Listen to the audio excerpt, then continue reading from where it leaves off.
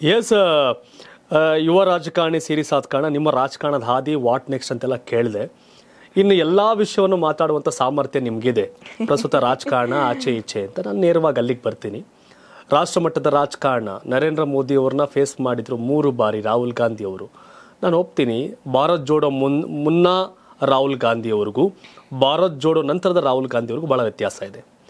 ಅಲ್ಲಿವರೆಗೂ ರಾಹುಲ್ ಗಾಂಧಿ ಅವ್ರನ್ನ ಒಂದು ರೀತಿ ಟೀಕೆ ಮಾಡಲಿಕ್ಕೆ, ಕಾಮಿಡಿ ಮಾಡಲಿಕ್ಕೆ ಬಳಸಂತವ್ರು. ಇವತ್ತಿಗೆ ರಾಹುಲ್ ಗಾಂಧಿ ಆ ರೀತಿಯ ವಸ್ತುವಾಗಿ ವ್ಯಕ್ತಿಯಾಗಿ ಉಳ್ಕೊಂಡಿಲ್ಲ. ಹೌದು, ರಾಹುಲ್ ಗಾಂಧಿ ಅವ್ರ ಬಗ್ಗೆ ಒಂದು ಒಳ್ಳೆಯ ಅಭಿಪ್ರಾಯ ಇದೆ, ಹೌದು, ಹಿಂದೆ ಇದ್ದಂಥ ಅಭಿಪ್ರಾಯ ಅಲ್ಲ ಅಂತ. ನಾನೊಬ್ಬ ಇಂಡಿಪೆಂಡೆಂಟ್ ಜರ್ನಲಿಸ್ಟ್ ಆಗಿ ಆ ಮಾತನ್ನು ಹೇಳಲಿಕ್ಕೆ ನನಗೆ ಯಾವುದೇ ರೀತಿಯ ತೊಂದರೆ ಇಲ್ಲ. ನಾನು ಹೇಳ್ತೀನಿ, ಎಸ್, ಬದಲಾಗಿದ್ದಾರೆ. ಬಟ್ ಮುಂದಿನ ಲೋಕಸಭೆ ಚುನಾವಣೆ, INDA ಮೈತ್ರಿಕೂಟದಲ್ಲಿ ಒಂದಷ್ಟು ವ್ಯತ್ಯಾಸಗಳು ನಡೀತಾ ಇರುತ್ತೆ. ಮುಂದಿನ ಲೋಕಸಭೆ ಚುನಾವಣೆಗಾದರೂ ಕಾಂಗ್ರೆಸ್ನ ಗುರಿ ಈಡೇರುತ್ತಾ, ಸಾಧ್ಯ ಆಗುತ್ತಾ? ಖಂಡಿತವಾಗ್ಲೂ ಕೂಡ ಆ ಉದ್ದೇಶ ಈಡೇರುತ್ತೆ. ಮತ್ತೆ 2028ಗೆ 2028ಕ್ಕೆ ಕಾಂಗ್ರೆಸ್ ಸಬಲವಾಗಿ ಸದೃಢವಾಗಿ ಬಿಜೆಪಿಯನ್ನ ಎದುರಿಸುತ್ತೆ. ಅದಕ್ಕೆ ನಿದರ್ಶನಗಳಾಗಿ ನೀವೀಗ ಏನ್ ಸೆಷನ್ಸ್ ನಡೀತಾ ಇದೆ ಅದರಲ್ಲೆಲ್ಲ ನೋಡಬಹುದು. ಬಿಜೆಪಿಯ ಹಳವಂಡೆಗಳನ್ನ, ಬಿಜೆಪಿಯ ಭ್ರಷ್ಟಾಚಾರಗಳನ್ನ, ಬಿಜೆಪಿಯ ಕುತಂತ್ರಗಳನ್ನ ಅಸೆಂಬ್ಲಿನಲ್ಲಿ ಕಾಂಗ್ರೆಸ್ನ ಎಂಪಿಗಳು ರಾಜಾರೋಷವಾಗಿ ಬಯಲ್ಗೆಳಿತಾ ಇರುವಂತ ಕೆಲಸ ನಡೀತಾ ಇದೆ.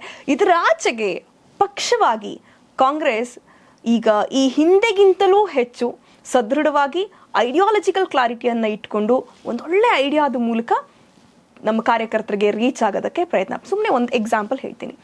ಇಂದಿರಾ ಫೆಲೋಶಿಪ್ ಅಂತ ಒಂದು ಫೆಲೋಶಿಪ್ ಸ್ಟಾರ್ಟ್ ಮಾಡಿದ್ದಾರೆ ಕಾಂಗ್ರೆಸ್ ಇಂದ. ಅದರ ಕೆಲಸ ಏನು ಅಂತ ಹೇಳಿದ್ರೆ ಟ್ರೈನಿಂಗ್ ಮಾಡೋದು ನಮ್ಮ ಮಹಿಳೆಯರಿಗೆ, ನಮ್ಮ ಪಕ್ಷದ ಕಾರ್ಯಕರ್ತೆಯರು. ಅಂದರೆ ಈಗ ಫಸ್ಟ್ ಲೈನಲ್ಲಿ ಇರೋದು ಅಂತ ಹೇಳಿದ್ರೆ ನಮ್ಮ ಜಿಲ್ಲೆಯ ಜಿಲ್ಲಾಧ್ಯಕ್ಷರುಗಳು, ಮಹಿಳಾ ಜಿಲ್ಲಾಧ್ಯಕ್ಷರುಗಳು. ಪಾಪ ಅವ್ರಿಗೆ ಕ್ಲಾರಿಟಿ ಇರಲ್ಲ, ಐಡಿಯಾಲಜಿಕಲ್ ಕ್ಲಾರಿಟಿ ಇರಲ್ಲ, ಏನಕ್ಕೆ ಕಾಂಗ್ರೆಸ್ ಕೆಲಸ ಮಾಡ್ತಿದೆ, ಹೆಂಗೆ ನಾವು ವೋಟರ್ಸ್ ಹತ್ರ ಹೋಗಿ ಅಪ್ರೋಚ್ ಮಾಡಬೇಕು. ನಮ್ಮ ತಾಲೂಕು ಅಧ್ಯಕ್ಷರುಗಳಿರ್ತಾರೆ ಅಥವಾ ಬ್ಲಾಕ್ ಅಧ್ಯಕ್ಷರುಗಳಿರ್ತಾರೆ ಮಹಿಳೆಯರು, ಅವರನ್ನ ಸದೃಢ ಮಾಡೋದು, ಮತ್ತೆ ನಾವು ಕೊಟ್ಟಂತಹ ಯೋಜನೆಗಳನ್ನ ಹೇಗೆ ಜನರ ಹತ್ರ ತಲುಪಿಸ್ಬೇಕು, ಇವೆಲ್ಲದಕ್ಕೂ ಟ್ರೈನಿಂಗ್ ಸೆಷನ್ಸ್ಗಳನ್ನ ಮಾಡ್ತಾ ಇದ್ದೀವಿ. ಟ್ರೈನಿಂಗ್ಗೆ ಅಂತಾನೆ ಮತ್ತೆ ವಿಶೇಷವಾಗಿ ಕಾಂಗ್ರೆಸ್ನ ಐಡಿಯಾಲಜಿಯನ್ನ ಫೀಡ್ ಮಾಡಬೇಕು. Congress ideology is nothing but idea of India, ಭಾರತದ ಐಡಿಯಾ, ಭಾರತವನ್ನ ಕಟ್ಟಿದ ಐಡಿಯಾ. ಯಾಕೆ ಭಾರತವನ್ನ ನಾವು ಕಟ್ಟಿದ್ವಿ, ಭಾರತಕ್ಕೋಸ್ಕರ ಯಾಕೆ ಹೋರಾಡಿದ್ವಿ, ಈ ಐಡಿಯಾವನ್ನ, ಈ ಚಿಂತನೆಯನ್ನ ಹುಟ್ಟಾಕೋದಕ್ಕೆ ರಿಸರ್ಚ್ ಮತ್ತೆ ಟ್ರೈನಿಂಗ್ ಡಿಪಾರ್ಟ್ಮೆಂಟ್ ಅನ್ನೇ ಕಾಂಗ್ರೆಸ್ ಸದೃಢವಾಗಿ AICC ಮಟ್ಟದಲ್ಲಿ ಕಟ್ಟಿದೆ. 272 ಗೆಲ್ಲಕ್ಕೆ ಇದು ಸಾಕಾಗತ್ತೆ, ಸಾಧ್ಯ ಆಗುತ್ತೆ? ಅಲ್ಲ, ನಾನು ಅಂದ್ರೆ ಇದು ಒಂದು ವೇ, ಈ ತರಹದ್ದೊಂದು ವೇನಲ್ಲಿ ಕೆಲಸ ಮಾಡ್ತಾ ಇದೆ. ಇಂಪಾರ್ಟೆಂಟ್ ಆಗಿ ಬೇಕಾಗಿರೋದು ಅದೇ. ನಾವು ತುಂಬಾ ಈಸಿಯಾಗಿ ಹೇಳ್ಬಿಡ್ಬೋದು, ಇವತ್ತು RSS ಅಥವಾ ಬಿಜೆಪಿ ಈ ಮಟ್ಟಕ್ಕೆ ಬರೋದಕ್ಕೆ ಕಾರಣ ಏನು ಅಂದ್ರೆ RSSನ ಬೈಠಕ್ಗಳು.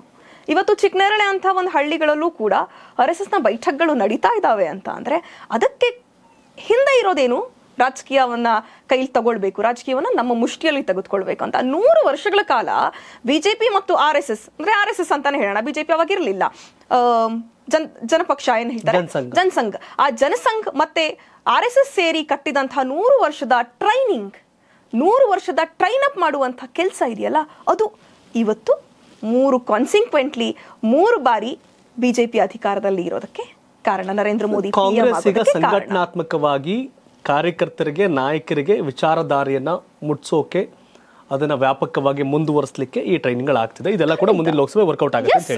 ವರ್ಕೌಟ್ ಆಗುತ್ತೆ. ಎಷ್ಟೇ ದುಡ್ಡಿದ್ರು ಆಯುಷ್ನ ಕೊಂಡ್ಕೊಳ್ಳೋಕ್ಕೆ ಸಾಧ್ಯನೇ ಇಲ್ಲ.